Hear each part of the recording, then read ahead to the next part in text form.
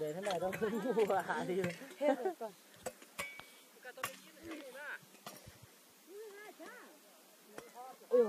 Con bị hăng hả? Ôi yo trúng. Cái bị trúng à? Bị trúng cao dưới này. Ủa đúng. Mất mà. Cao dưới. Dưới mình bắt tầm mong à. Ủa yếm bông. Ủa. Ở dưới này thì ăn xanh mà. Đó.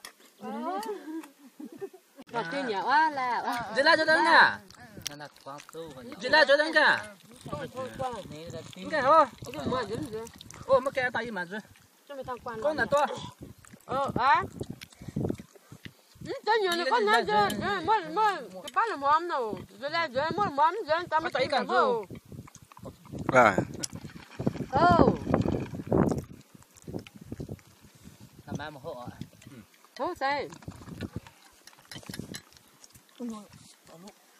Sao vậy nó cái đất thùng Này lại đến nó đấy là muốn rồi mà ngủ. Nhiều tiền lại cho.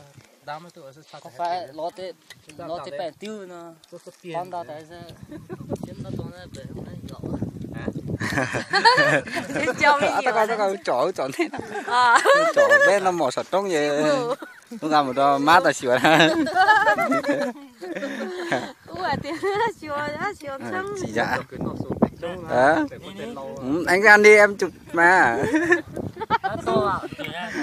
Anh ăn to ấy nhở.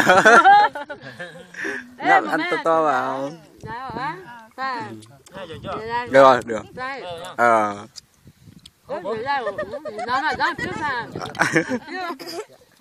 Thì anh xem vậy, anh buồn cười. Chụp đâu em quay mà. Chụp đi. Quay video. Thì em chụp sau, ký từ xem nào. Chụp một ảnh. Cường. Ra tiếng rồi. Mang quế mà tí xua. Còn nó nghe phải nghe khoe như. Cái này cái gì này chưa mang đấy. Chị phượng xe nữa. Chưa có dám muốn mà nè. Đây tính nó tại. Em có mong gặp bên đó ai thì. Dám phượt đông bóng.